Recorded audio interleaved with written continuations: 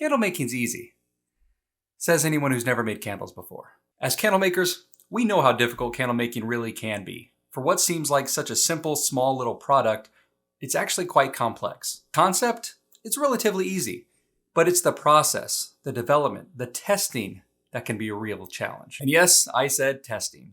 And I know that word is like nails to a chalkboard for most of us candle makers. That word can create almost instant anxiety. We all know how important it is, but it's just not always a lot of fun, and sometimes it can be downright painful. Trying to create that good finished product, that perfect burning candle, can be overwhelming. There are so many options of what to try, especially when you're testing and troubleshooting. What do I do next? Where do I start? What do I do first? Your mind starts running through all the possibilities. What if I change my wax, my jar, my wick, my fragrance? More fragrance? Less fragrance? Increase my pour temp? Decrease my pour temp? Add color? Don't add color? Stir longer? Stir slower? 1 wick? 2 wicks? 3 wicks? Cross your fingers, hold your breath, count to 3, do a little dance, say a little prayer. Time out. There's a better way. Now, before you resort to a ritual of staring into a mirror and saying 3 times, "Candleman, Candleman, Candleman," just stop. Take a breath.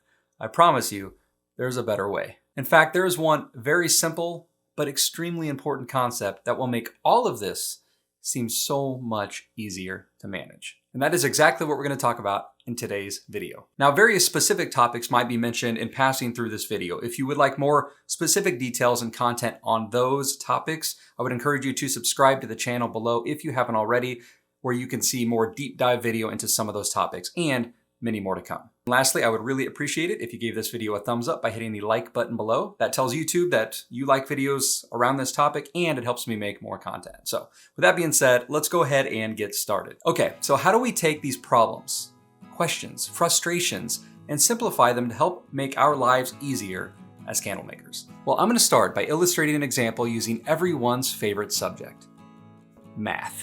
More specifically, algebra. Wait. Before y'all run off back to your mirrors and start repeating, "Candleman, Candleman, Candleman," let me explain. This is really just an example to help illustrate and paint a picture. And it's very simple math. Actually, a little bit of science as well. But we'll get to that. And I promise, stick with me to the end of this video and it will all make sense in the world of candle making. So let's hit the whiteboard. Okay, so as I promised, we're going to start off with a very simple math equation. This one equation will help make everything easier for us going forward. And that equation is simple as A plus B plus C equals X. That's it. A plus B plus C equals X. What can we learn from a simple math equation like this? Now, many of you probably remember from school, we were always told to solve for X. Well, we're not going to solve for X in this case. We're just going to pretend we know what X is. We're just going to pretend that X equals 100, just to keep things simple. So if I told you that X equals 100, and we're really trying to figure out what A, B, and C equal in this case. Well, at first glance, you might think, well, that could be all sorts of things, right? It could be 30, 30, 40. It could be 50, 30, 20. It could be 60, 30, 10, right? There could be so many options that equal 100. In fact, it could be 95 plus 3 plus 2 equals 100. But if I told you that there was only one right answer for each one of these, then it becomes a difficult problem, right? Especially when considering that if you change one, it affects the other. For example, if I make 95 90, well, those can no longer be 3 and 2 in order to equal 100. Whatever we change one, it affects the other. If we change C, it affects B or A or both. If we change A, it affects B, C, or both. The point here, in this first simple equation, is that if we change one of these, we have to change the other in order to keep X equaling 100. Makes sense, right? One change will impact the others in order to keep 100 being the correct answer. That's just basic math. And the problem for us is that we could be changing these all day long. There are so many possible options, and as soon as we change one, we have to change the other. We could do this forever. We could do it all day long because there are so many options. But what if we know what A is, and what if we know what B is? Doesn't that make C a lot easier to figure out? For example, if I tell you that A equals 50 and B equals 30, well, then we know it's 50 plus 30 plus C equals 100. C becomes a lot easier to figure out when we know what A is and we know what B is. I know this is all a very basic refresher, but I promise it's all going to mean something here in just a few minutes. It could be any string of numbers, any string of variables. As long as we know what these are, A and B, and they don't change, then C's relatively easy to figure out, right? So it's not so much that we have more information that is helpful, it's that that information doesn't change. I'm not going to change B to 22 all of a sudden. But even if I did, it's still a relatively easy problem to figure out, right? It's easier than it was before. But again, the most important part here is not that we have more information, it's that we have information that isn't changing. Okay, so let me clear out some of this mess here. So I'm going to rewrite this formula again, a little bit smaller so we have a little bit more room.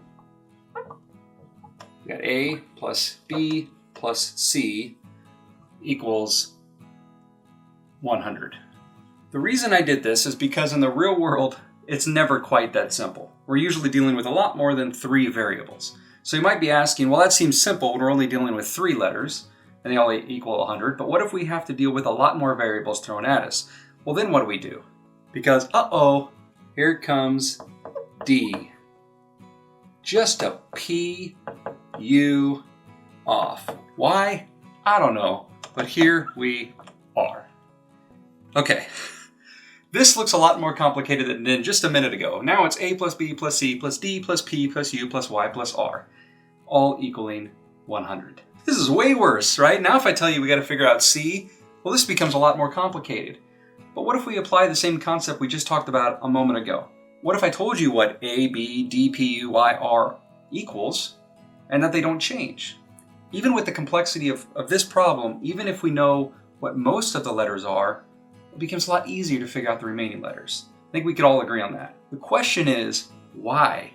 Why is this problem easier to solve if we know all the letters? Why was A plus B plus C equals X so much easier to find out if we knew what A and B were?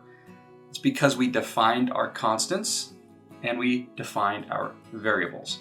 We knew what was not changing and what we could change. And this, my friends, is where you can apply this to candle making.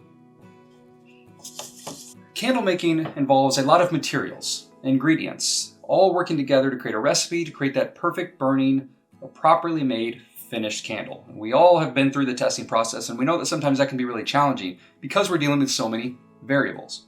And with so many options and possibilities, it can become very overwhelming for us trying to tinker with all of them. So thinking about this previous example, the A plus B plus C equals X, we used a little bit of math there, but let's throw in a little bit of science. What we did to solve those previous problems was using the scientific method. We all remember this from grade school, and you thought you'd never use it. The scientific method is simply a process to help us control an experiment, to help us find a solution to a problem in a very logical way. And that's what we're trying to do with candle making, right? We are using a bunch of different variables and materials to try to create a good candle, and thus it is a scientific experiment. Now, over the years, I've always told candle makers to start with your wax and your jar. Even if you just know those two things, which wax you want to use and which jar you want to use, you're off to a good start. Why? Because you're defining your constants. You know what you want to use that you don't want to change. And that creates a good foundation for you so you can start messing with your other variables without these changing on you. All too often, candle makers start with tons of different jar options, and they're worried about different sizes and different jars and different shapes and even tins versus glass, or they're trying to experiment with 5 to 6 different waxes. It can get overwhelming, and that's because you have no constants yet. You haven't made this problem any easier for you to solve. Let's rewrite this formula, this equation, from a candle maker's perspective, okay? So I'm going to put the original formula up here one more time, just so we don't forget.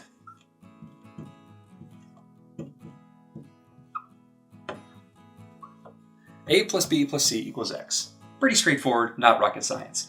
Let's change these variables to something that means something to us as candle makers. So let's say that A equals your wax, B equals your jar,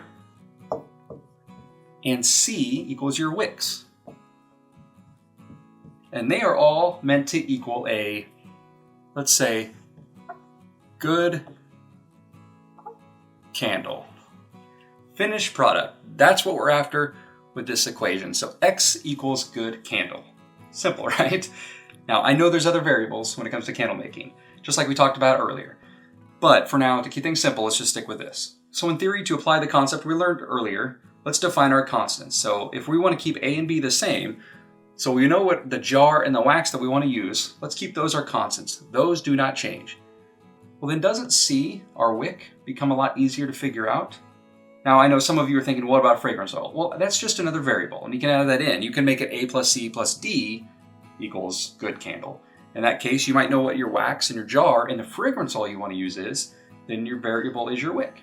The point is you define which ones you don't want to change, and you test for the variable that you need to solve the problem. So if you are starting from scratch, don't make candles currently, and you are starting with a wax in your jar, then you're probably at this stage. You have no idea what wicks to even use at this point. But if you establish what A and B are, your wax and your jar, then you start testing for your variable that you don't know.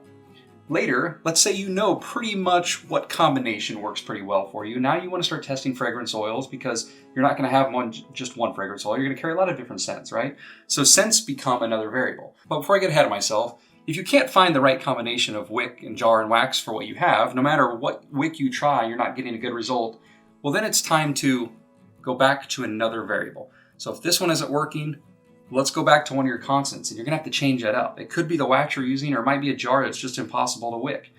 You might have to eventually change your constants if none of your variables seem to be helping you out. But for argument's sake, let's say that you do find a pretty good combination of a wax, a jar, and a wick that works most of the time. Well, then you throw in your fragrance oil. So now you've got your wax plus your jar plus your fragrance oil. And then there's fragrance oil amount. I mean, you could keep going with this. You've got a good baseline now, and now you want to try new fragrance oil. So you throw that fragrance oil into the mix, and you go back to testing that wick again. I need to find the right wick to complete this problem. And if you have a problem finding the right wick, then it might be time to adjust this variable, the fragrance oil. Or maybe it's the amount of fragrance oil. The point is you're testing for one variable at a time. Got to know what your constants are and which ones your variables are. And you only test those variables one at a time until you come up with the result you're after, which is a good burning candle. Now, some of you might be wondering, how do I know what my constants are and which ones are my variables? Well, that's for you to decide. And honestly, we could all have different constants and different variables. Like I said, someone starting from scratch, your constant's probably going to be your jar and your wax. But for those of you that are only going to use wood wicks and you know exactly what vessel and wood wick you want to use, you're dead set on using wood wicks, well then your constant becomes your wood wick, and you might have to sample a few waxes first before you figure out which one of those will be a constant. Then your fragrances and the wick size might be your variables, right? So there's a lot of different options you can go here, and it's up to you to decide. Now, how do I go about this? Well, for me, the easiest way for me to decide what's a constant, what's a variable, is one simple rule. Whatever the hardest thing is for me to change, that's what I want to make my constant. Now for me, the hardest thing to change is my wax and my jar. And that is why I use the example of wax plus jar for my two constants. The reason is because once you decide on a wax and you create an entire candle line around that wax, it becomes quite a process to want to change your wax. Some of you have done that. I've done that several times. It's a beast. Jar, on the other hand, the reason I think jar is a difficult thing to change is because it is the first impression. It's the first thing your customers see, and you usually, as a candle maker, know what jar you want to use. And you don't want to have to go away from a jar that you're dead set on, that you just absolutely love, just because of some of these other variables. You might know you want to use that jar. And when you buy jars, you tend to buy a lot of them at once, and you don't want them to go to waste. So, in my opinion, wax and jars are good constants because they are the hardest things for me to change. Things that are easy for me to tweak or change or adapt a little bit, those are my variables. So my fragrance oil, if I don't have a fragrance oil that works very good, I can swap it out for something that does. Those are easy to change. Wicks are easy to change. Whether to use color is easy to change. The amount of fragrance oil I use is easy to change. Those are all easy things for me to change as I go, so those are my variables. Okay, so the world of math and science that none of us wanted to pay attention to in school, unless you were kind of a nerd like me, math's always been my favorite one, we can learn a lot about the concepts that we use in math to help us solve problems. Even real world problems if you are a candle maker. A way to help you come up with your best product. A plus B plus C equals X. And if you can remember that and just use that as a constant reminder to not try to tweak and change too many things at once, your life becomes a lot easier. Now, I learned this lesson over many years of making candles myself. When I first started off, I wanted to try everything and anything I could get my hands on. I tried lots of different waxes, lots of different oils. You do not want to know the level of my fragrance oil addiction. It is ridiculous. I have every wick known to man. I tried so many jars, couldn't decide on size, shape, how many different ones I wanted. It was just a mess, and I tried to change and test for so many things at the same time. And other times we just are not patient during the testing process. We want to speed things up, so we try to change too many things at once, trying to fast forward getting those good results. It's so much easier to stick to that equation, knowing what your constants are, and then just focus on one variable at a time. Now, I know for a lot of us, this is common sense. Like, that's what we know to do, but sometimes we just need a reminder to do that and realize that if we just slow down, take a time, step back and look at the problem, it can be a lot easier to solve than we think. But we as candle makers really like to make things complicated for ourselves. But in the real world, we have to take real steps, real actions to get real results. But trying to live in this fantasy world of wishful thinking and waiting for a candle miracle to happen is just going to leave us feeling hopeless and ready to give up. Mirror, mirror on the wall, help me make the best candle of them all. It was worth a shot. I hope this video rejuvenates you and motivates you to keep going, or get started for that matter. Or at the very least serves as a reminder that candle making doesn't have to be quite as hard as we make it out to be. One thing at a time. Please subscribe for more videos if you're interested in learning more about making and selling candles. Poke that little like button, and I will see you all next time. Thanks.